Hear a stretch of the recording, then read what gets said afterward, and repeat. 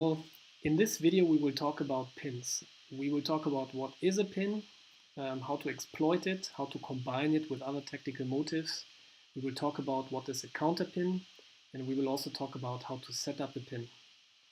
So let's start from the starting position here, and let's look at a typical opening.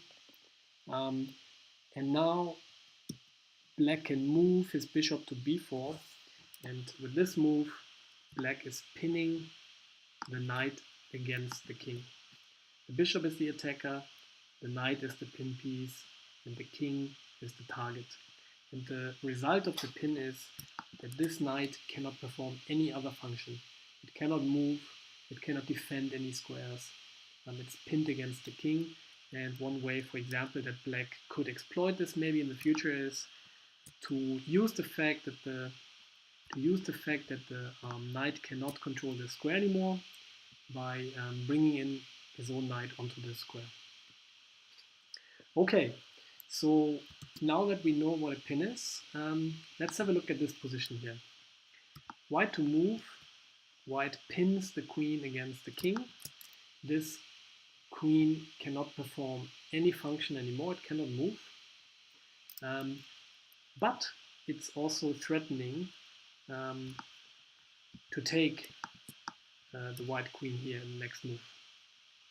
Okay, so the motive here is first the pin, that we can already see, and there is a second motive hidden in this position that you need to see to be able to exploit this pin. So exercise number 1, pause this video and try to find the best move for white. Okay, the best move for white is rook to c1, and what white does is it exploits the fact that the queen is pinned against the king, and because of that the queen can now not take this rook. It's an illegal move. The queen cannot move away from the square, and that's why the rook can attack this queen. The motive here is to attack the pinned piece. And the other motive is mate. If black now takes the queen here, white can take the rook out here and mate the king, because the king cannot get out of here as mate. So in order to exploit this pin, you need to see that you should attack the pin piece, motive number 1, and you should also see the second motive, which is mate, once the queen moves. So to exploit a pin, we often have to look out for a second motive. Okay, let's have a look at this position here.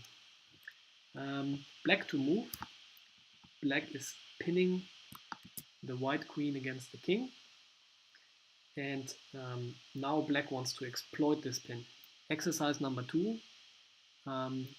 Pause your video, look for a good move for black and another motive to exploit the pin. Okay, black can exploit the pin by moving his rook to d3. The motive here is the fact that the queen is pinned, and again the queen cannot take the rook. So the motive is attacking the pin piece, because the pin piece, if it's attacked, it cannot do anything. And the second motive is double attack.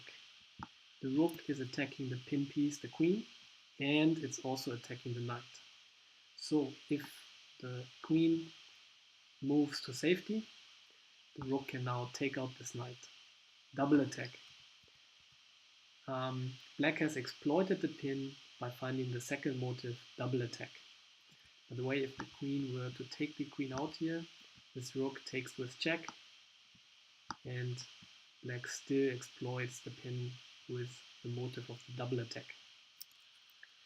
Okay, let's have a look at this position here. Black has just given this check, and let's say white moves to f1, because this pawn here threatens to queen itself. How to exchange into a one endgame here for black? Exercise number 3, pause your video and find a good move for black. Okay, black can move rook to f6, pinning the rook against the king. The rook cannot move, and black threatens to take out the rook in the next move. And by pinning the rook, black is forcing an exchange of rooks. White can either lose the rook or take out the rook, and black has used the pin to exchange into a 1 ending. If the king now approaches this pawn, black can queen the other pawn, and in this position here, black has used the pin and combined it with another motive, which is simplifying by exchanging into a 1 endgame. So very often a pin in and by itself is not sufficient. You have to combine it with another motive. And here the motive is simplifying into a 1 endgame. What if the king moves to h1? Exercise number 3b. What can black do here? Pause your video and find the best move for black. Okay. Black can push the pawn, threatening to queen it in the next move. And white can only stop this pawn by moving rook to e5. The other way would be to control the queening square by moving the rook to f1, but then black can just take out the rook. So the only move for white is to stop the pawn to move to e5, and now black can again use the pin to exchange into a 1 endgame. White can only take out the rook here, and then black wins because it's a 1 endgame. The king cannot reach the pawn anymore. And if the rook were to move away, black could queen the pawn. So black is combining the pin with the motive of forcing an exchange into a 1 ending. Okay, let's have a look at this position here. Pause your video, find the pin for black. Okay, black can pin the queen against the king. We always like this sort of pin because white cannot move the queen and loses the queen in the next move. Okay, but what happens now? Suddenly, the rook cannot. The rook is pinned himself against the king and cannot take out the queen anymore. Just a move before, black was pinning the white queen, and now white is suddenly using a counter pin to pin the rook against the king. And because the king is so valuable, this pin is stronger. That's a very common motive. It's called counter pin. And now, what can black do here? White is threatening to take out the rook in the next move. White is already attacking the pin piece, but it's black to move first. So what can black do? Okay, black can move his queen to h4. The motive is that black has a pin here. Even though the rook himself is pinned, it still performs the function of pinning the queen, and the motive is to attack the pin piece and combine it with the second motive, which is check. So we always try to attack the pin piece and combine this attack with the second motive. We have seen how we combined it with the motive of exchanging into a 1 endgame, of combining it with a mate, of combining it with a double attack, and now we're combining it with a check. And because white is in check, say the king moves here, black can take the queen and neutralize the counterpin. Okay, let's have a look at counterpins a bit more. Black has just moved the bishop here and now has a pin on the king. and the black queen is attacking the pin piece. So how can white to move get out of this pin? Pause your video and find the best move for white. Okay,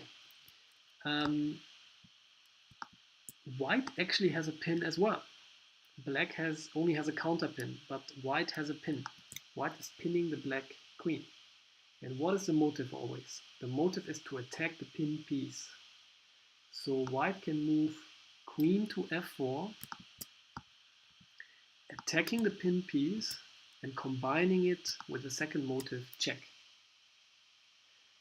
And again, black has to react, and white wins the game. Okay, let's have a look at this position here. Black has just moved the rook here and is pinning the queen against the king. Nasty. What can white do here? Can white still get out of this? And white wants to use the motive of the counter pin. So pause your video and try to find the best move for white. Okay, the motive here is counter pin, but the motive is also already setting up a pin. In this position here, white can actually move pawn to b6, check. And the king has to take the pawn. If the king moved here, we give this check, and it's a mate, unless black sacrifices a lot of material and then it's still mate. So in this position here, after pawn to b6, the black king has to take this pawn, and now we have sacrificed the pawn, but we have used this pawn to bait the king here, and now we can set up a counter pin by pinning the rook who was just now attacking the queen and pinning the queen against the king. We are now having a counter pin on this rook, and this counter pin is stronger because it pins the king. And so we have used the motive of creating and setting up the pin together with the motive of a counter pin. Black cannot do anything here. The rook cannot move.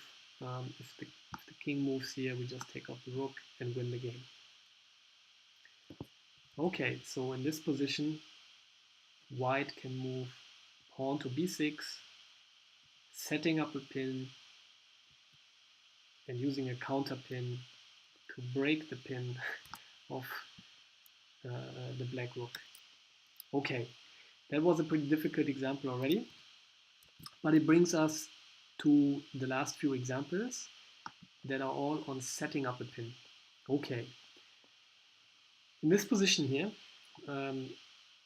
white to move can set up a pin. Can you spot the combination of how white can set up a pin? Pause your video now and find the best move for white.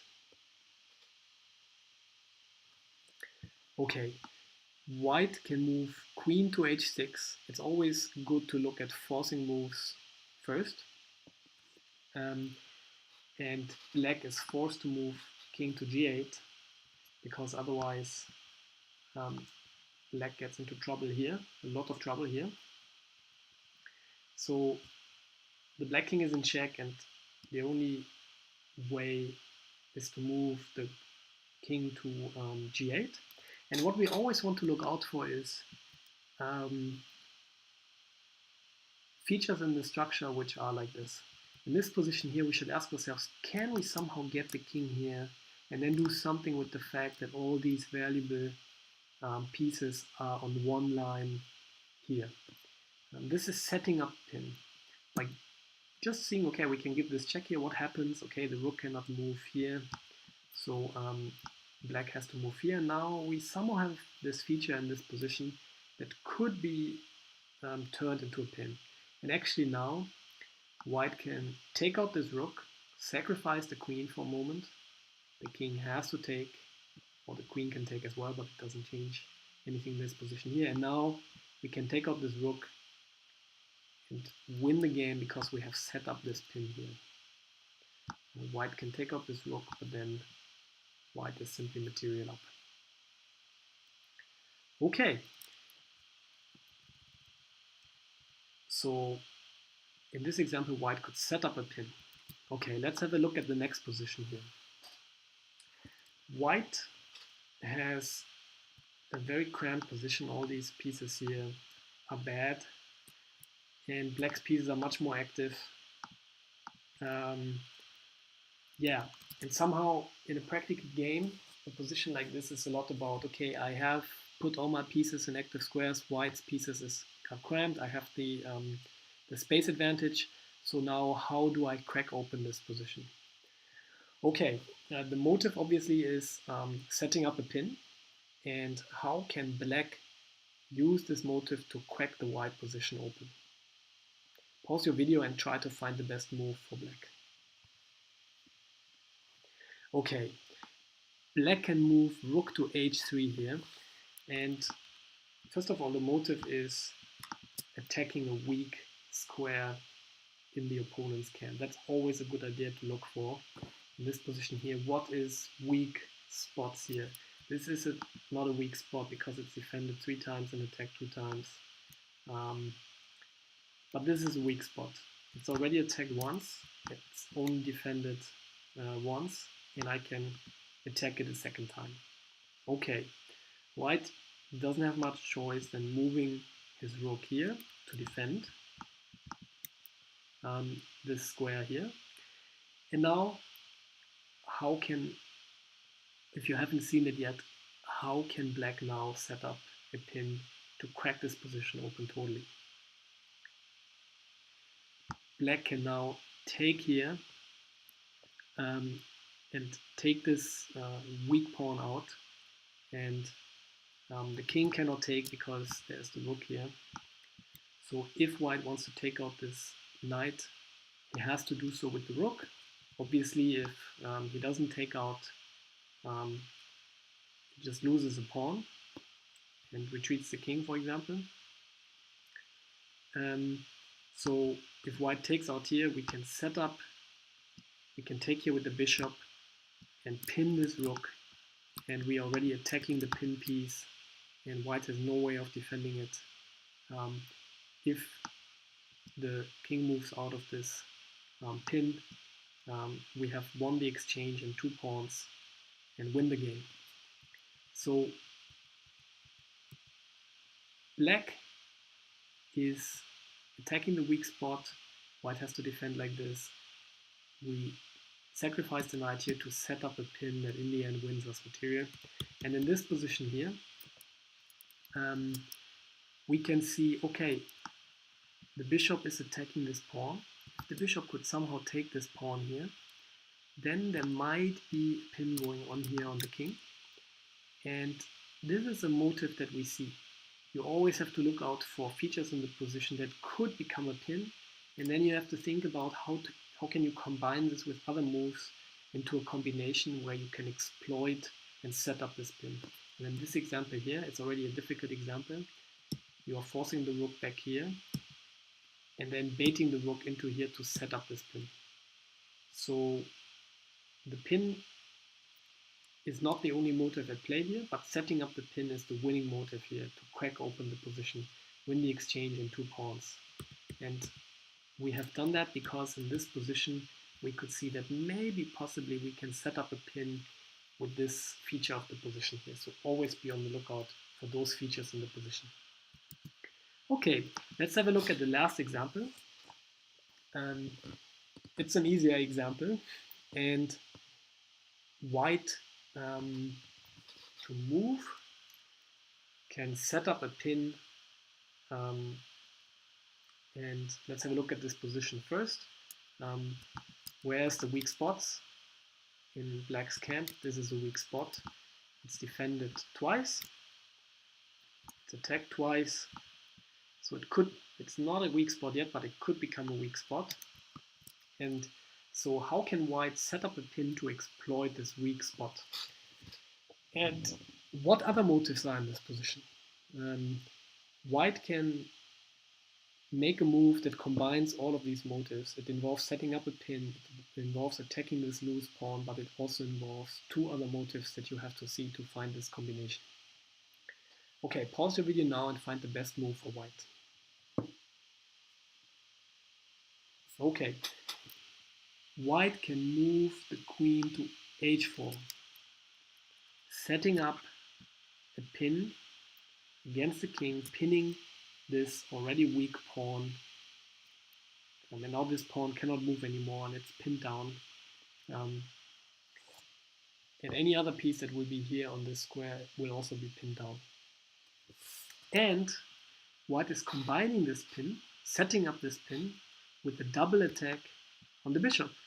The bishop is a loose piece, and white maybe has not calculated the entire combination to the end, but white has seen, okay, if I move the queen here, I can do this pin here. That's always good to have a pin. So, and at the same time, this here is a loose piece. So by moving the queen here, I'm doing two things. I'm setting up the pin. In this position here, there's no pin yet. But if I could move the queen here, I could set up this pin. So again, we always want to look out for features in the position where we can set up a pin somehow. And then we want to look for how we can combine this with other motives. And white has seen that by moving the queen here, there is maybe this idea of this pin, and there's the second idea of attacking the loose piece. The queen does those two things. So the bishop has to move away because it's attacked. And now white has set up this pin. The pin was not there before, but now it's a feature in the position. And now how can white exploit this pin? White has to combine the pin with two other motives. The pin that white has just set up. Now to exploit it, white has to combine it with two more motives. Pause the video here and see how white can exploit the pin with two other motives. Okay, white can exploit the pin with rook takes f6. And the queen is attacked, white just took a pawn, white threatens to move the rook away with a discovered attack, so black has to take this rook. And now the queen is pinned. And one motive was to bait the queen into this pin. And now the second motive is check on the king. It's always a good motive to look for. We always want to look for checks. And together with the bishop here, and together with the pin, the queen cannot take this pawn out, and no other piece can take out this pawn. This pawn is protected because of the pin. So we use this check together with the pin. The only thing that black can do is to take the pawn himself, but now the king has given up control of the queen, and white can take out the queen, win the queen, give a check, and win the game. So in this position here, black has baited the queen into the pin and then used a check together with the pin to win the pin piece. So, and before that, white has set up the pin. The pin was not there yet, but white has set up this feature of the position by combining it with another motive of attacking a loose piece, and then exploited this pin using other motives. So I think this position illustrates a lot of the things that we've seen in this video. What is a pin? How can we set up a pin? And how can we exploit a pin by combining it with other motives? That was the pin. I hope you have learned a lot for your practical games. Thanks a lot for watching.